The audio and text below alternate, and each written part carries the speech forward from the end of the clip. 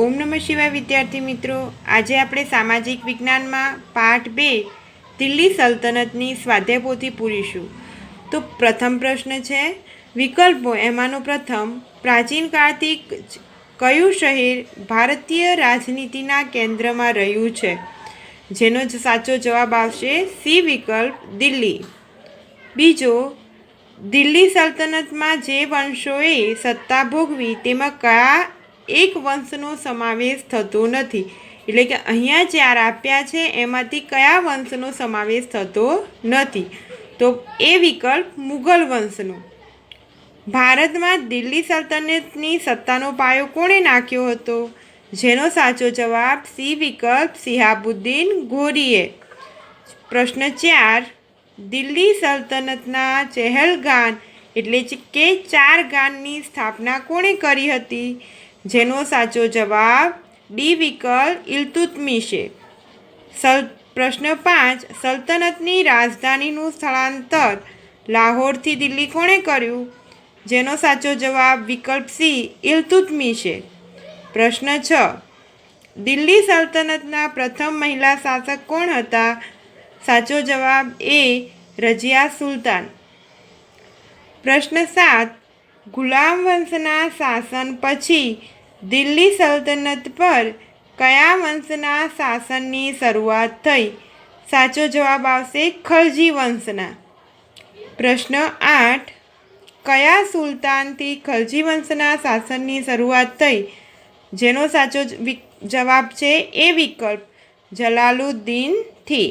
પ્રશ્ન 9, કયા સુલતાનને સૈન્યના ઘોડાઓ અને સૈનિકોની વિશિષ્ટ ઓળખ માટે દાગ અને ચહેરા પદ્ધતિની શરૂઆત કરી હતી? જેનો સાચો જવાબ છે એ અલાઉદ્દીને। પ્રશ્ન 10, અલાઉદ્દીન ખલજીના સમયમાં કયા પ્રસિદ્ધ કવિ થઈ ગયા? જેનો સાચો જવાબ છે બી અમીર ખુશરો। પ્રશ્ન 11, દિલ્હીના કયા શાસકની યોજના તરંગી યોજના તરીકે ઓળખાય છે? જેનો સાચો જવાબ સી વિકલ્પ મુહમ્મદ બિન તુગલકની। પ્રશ્ન 12, કયા સુલતાને રાજધાનીનું સ્થળાંતર દિલ્હીથી દૌલતાબાદ કર્યું હતું? જેનો સાચો જવાબ ડી મુહમ્મદ બિન તુગલકે। પ્રશ્ન 13, સુલતાન મુહમ્મદ બિન તુગલકના સમયમાં કયો આફ્રિકન મુસાફર ભારતની મુલાકાતે આવ્યો? જેનો સાચો જવાબ બી ઇબ્ન બતુતા। પ્રશ્ન 14, દિલ્હીની ગાદી ઉપર સૈયદ વંશની સ્થાપના કોણે કરી?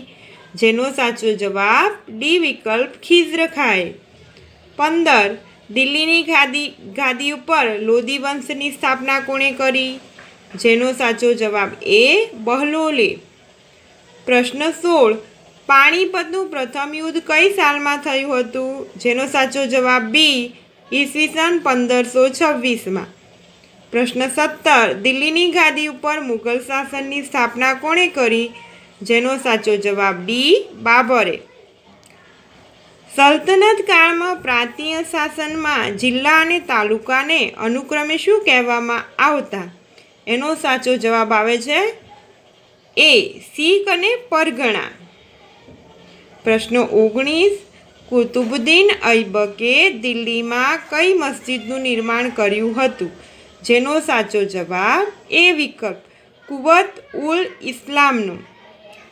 પ્રશ્ન 20, અજમેરમાં ઢાઈ દિન કા ઝોપડા નામની મસ્જિદ કોણે બંધાવી હતી?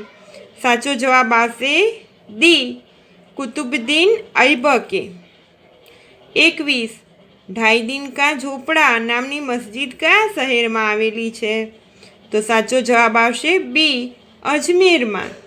પ્રશ્ન 22, વિજયનગર સામ્રાજ્યની સ્થાપના કોણે કરી હતી? જેનો સાચો જવાબ બી હરિહર રાય અને બુક્કારાય।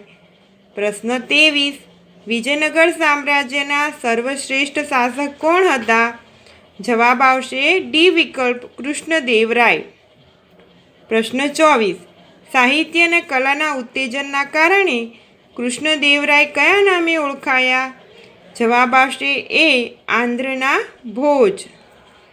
પ્રશ્ન 25, તાલીકોટાનું યુદ્ધ ક્યારે થયું હતું?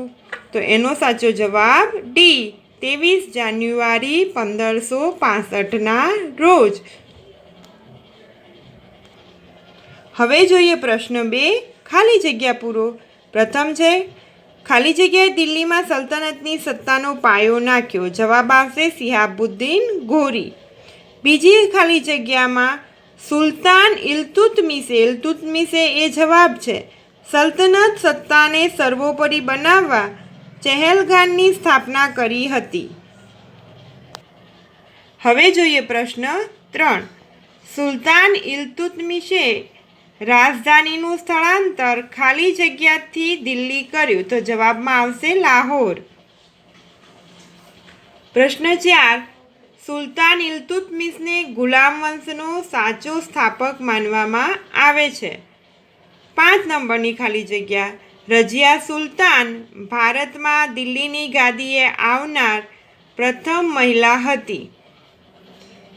આગળ જલાલુદ્દીન દિલ્હીની ગાદી પર બેસનાર ખલજી વંશનો પ્રથમ શાસક હતો. આગળ ગિયાસુદ્દીન તુગલક વંશનો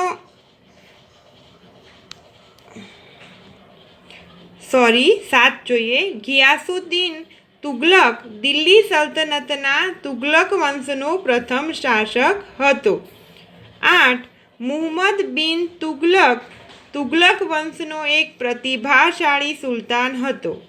પ્રશ્ન ખાલી જગ્યા 9, દિલ્હી સલ્તનતની શાસન વ્યવસ્થાના કેન્દ્રમાં સુલતાન હતા.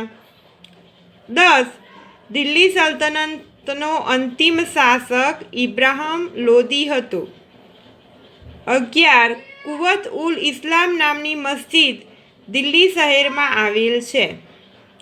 ઢાઈ દિન કા ઝોપડા મસ્જિદ અજમેર શહેરમાં આવેલી છે. શ્રીનગર અલાઉદ્દીન ખલજીએ વસાવ્યું હતું. 14, વિજયનગર સામ્રાજ્યની સ્થાપના તુંગભદ્રા નદીના કિનારે કરવામાં આવી હતી. 15, હરિહરરાય અને બુક્કારાયના ગુરુનું નામ સ્વામી વિદ્યારણ્ય હતું. 16, કૃષ્ણદેવરાય વિજયનગરની પાસે નાગલપુર નામનું નગર વસાવ્યું હતું. 17, ભારતના ઇતિહાસમાં કૃષ્ણદેવરાય આંધ્રના ભોજના નામે ઓળખાય છે. 18, જફરખાન બહમની રાજ્યનો સ્થાપક હતો. 19, ગુલમર્ગ બહમની રાજ્યની રાજધાની હતી.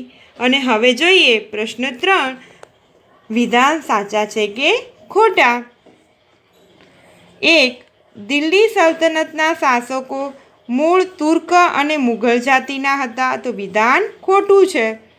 કુતુબુદ્દીન ઐબકના અવસાન પછી રઝિયા સુલતાનના દિલ્હીની ગાદીએ આવી. વિધાન ખોટું છે. સુલતાન ઇલ્તુત્મિશે રાજધાનીનું સ્થળાંતર પેશાવરથી દિલ્હી કર્યું. તો આ પણ વિધાન કેવું છે? ખોટું. રઝિયા સુલતાને દિલ્હીની ગાદીએ આવનાર પ્રથમ મહિલા હતા. તો એ વિધાન સાચું છે. ત્યારબાદ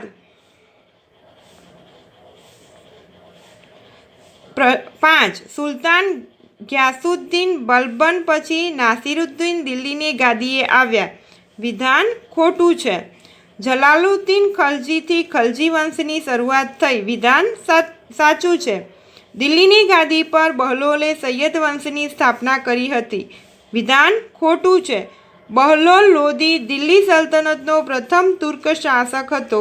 વિધાન ખોટું છે. ઈસવીસન 1526માં પાણીપતના બીજા યુદ્ધમાં બાબર સામે ઇબ્રાહિમ લોદીનો પરાજય થયો. એ વિધાન પણ કેવું છે? ખોટું. 10, પ્રતીક મુદ્રા પ્રયોગ એ મુહમ્મદ બિન તુગલકની યોજના હતી. વિધાન સાચું છે. 11, કુતુબ મિનારનું અધૂરું રહેલું બાંધકામ ફિરોઝ શાહ તુગલકે પૂર્ણ કરાવ્યું હતું. આ પણ વિધાન ખોટું છે. આગળ 12 નંબર, દિલ્હી સલ્તનતમાં સુલતાનનો પ્રધાનમંત્રી વજીર કહેવાતો વિધાન સાચું છે. કૃષ્ણદેવરાય વિજયનગરની પાસે નાગલપુર નામનું નગર વસાવ્યું હતું. આ વિધાન સાચું છે. 14. સંગીત અને નૃત્યના ઉત્તેજનના કારણે કૃષ્ણદેવરાય આંધ્રના ભોજ તરીકે ઓળખાય છે. વિધાન ખોટું છે. 15. બહમની સામ્રાજ્યના પતન પછી સમગ્ર સામ્રાજ્ય 7 સ્વતંત્ર રાજ્યોમાં વહેંચાયું હતું. આ વિધાન પણ ખોટું છે. હવે જોઈએ પ્રશ્ન 4 જોડકા. તો જોડકામાં ભારતનો પ્રથમ મુસ્લિમ શાસક તો કુતુબુદ્દીન ઐબક. ખલજી વંશનો પ્રથમ શાસક જલાલુદ્દીન. સૈયદ વંશનો સ્થાપક ખિઝ્ર ખાં. લોદી વંશનો સ્થાપક બહલોલ. કુતુબ મિનાર તો કુતુબ મિનાર બાંધનાર કોણ કયા શહેરમાં છે તો દિલ્હી. 2.5 દિન કા ઝોપડા કયા શહેરમાં આવેલું છે તો એનું આવશે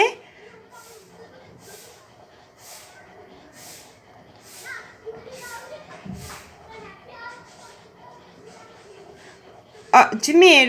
વિજયનગર તુંગભદ્રા નદીના કિનારે છે. બહમની રાજ્યની રાજધાની તો બીડર. અહીંયા આજે આ ભાગમાં આપણે આટલે સુધી જ પૂરીશું, જે તમારે સ્વાધ્યાય પોથીમાં તમે લખી લેશો. ઓમ નમઃ શિવાય.